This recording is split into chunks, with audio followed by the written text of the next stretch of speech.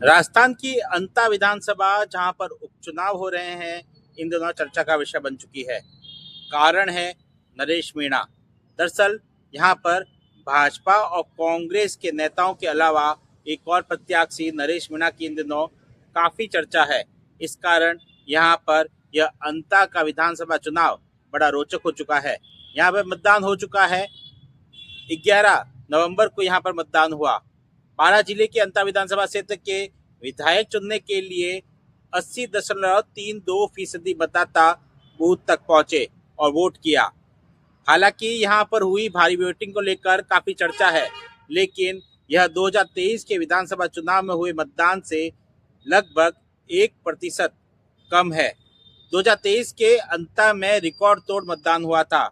यहाँ पर 81.17% मतदाताओं ने वोट डाले थे, लेकिन अब फिर से उपचुनाव में हुई भारी वोटिंग से इस बात की चर्चा हो रही है कि यह मतदान किसके पक्ष में हुआ और किसके खिलाफ। इसका खुलासा हालांकि 14 नवंबर को होने वाला है और मतगणना में यह स्थिति साफ हो जाएगी कि यहाँ से कौन विधायक चुना जाएगा। क्या भाजपा से पहली बार चुनाव लड़ रहे मोरपाल सुमन, या कांग्रेस से 2 बार विधायक रह चुके, कांग्रेस सरकार में मंत्री रह चुके, चुनावी मैदान में 5वीं बार प्रमोद जैन भाया, या फिर निर्दलीय प्रत्याशी नरेश मीणा, जिनकी चर्चा इन दिनों सभी जगह है।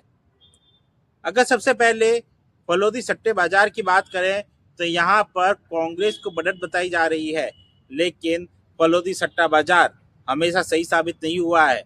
ऐसे में अभी भी सभी को इस बात में हम दिलचस्पी है कि जब परिणाम आएंगे तब कौन यहाँ से चुनाव जीतेगा और नरेश मीणा क्या यहाँ से चुनाव जीत पाएंगे। अगर वे चुनाव नहीं जीतते हैं तो किनके वोट कटेंगे और नरेश मीणा के निर्दलीय चुनाव लड़ने से किसे नुकसान होगा।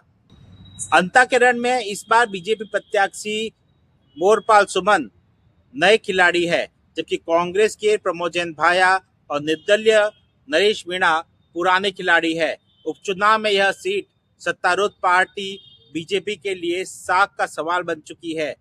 यहाँ पर मुख्यमंत्री भजनलाल शर्मा, प्रदेश अध्यक्ष मदन राठौड़, पूर्व मुख्यमंत्री वसुंधरा राजे की प्रतिष्ठा अब दांव पर लगी है। यह इलाका वसुंधरा राजे का माना जाता है। अंता 12 जिले में है। झालावाड़ और बारां मिलकर यहाँ पर लोकसभा की सीट बनती है। झालावाड़ 12 लोकसभा सीट से राजे 5 बार लगातार सांसद रह चुकी है। इसके बाद 5 बार उनके बेटे दुष्यंत सिंह यहाँ से सांसद है। नरेश मीणा की बात करें तो यहाँ पर उन्होंने अंता पर निर्दलीय ताल ठोक कर मुकाबले को त्रिकोणीय बना दिया है।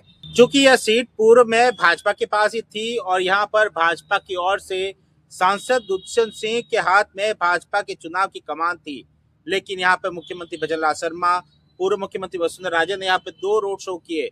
वही भजनलाल कैबिनेट के कई मंत्री यहाँ पर चुनाव प्रचार में जुटे रहे।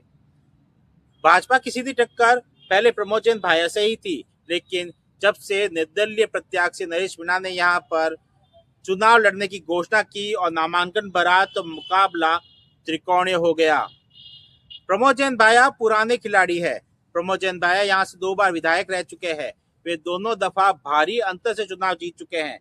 कांग्रेस के भाया 2008 में भाजपा के दिग्गज नेता सुखविंदर सिंह कौशल को 29,000 से ज्यादा वोटों से हराया था। वहीं 2018 में बीजेपी के प्रभुलाल सैनी को 34,000 से ज्यादा वोटों से हराया था। 2013 में बीजेपी ने महज वे 3,000 से ज्यादा वोटों से हारे थे।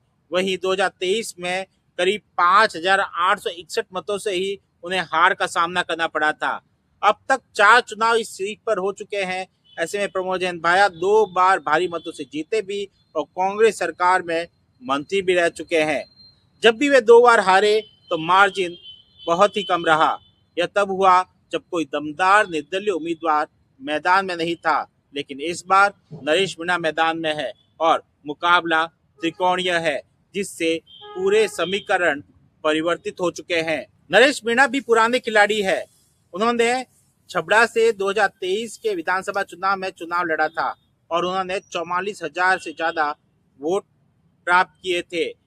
44,000 वोट प्राप्त हासिल करने के बाद में उन्होंने कांग्रेस और बीजेपी दोनों ही पार्टियों को चौंका दिया था। वही हाल ही में उपचुनाव में देवली उनियारा से उन्होंने निर्दलीय चुनाव लड़ा। कांग्रेस से वे टिकट मांग रहे थे, कांग्रेस से टिकट नहीं मिला तो निर्दलीय चुनाव लड़ा और यहाँ पर भी उन्होंने 59,000 से ज्यादा मत प्राप्त किए। यहाँ तक कि वे दूसरे नंबर पर आए। यहाँ पर बीजेपी ने जीत हासिल की, लेकिन कांग्रेस को नरेश मीणा ने तीसरे नंबर पर खिसका दिया। राजनीतिक विश्लेषकों के माने तो उनका कहना था कि नरेश मीणा के निर्दलीय ताल ठोकने से कांग्रेस को भारी नुकसान का सामना करना पड़ा। कांग्रेस के प्रत्याशी कस्तूर चंद मीणा तीसरे नंबर पर नजर आए। वहीं इस बार वे फिर से अंता के मैदान में हैं। अपनी आक्रामक शैली के कारण वे युवाओं में लोकप्रिय है। वही टॉक की देवली उनियारा उपचुनाव में समरावता में हुए थप्पड़ कांड के कारण वे लगातार चर्चा में बने हुए हैं। वह भी मीणा से अच्छे खासे वोट बटोर कर कांग्रेस का गणित बिगाड़ सकते हैं, उसकी जमानत भी जब्त करवा सकते हैं।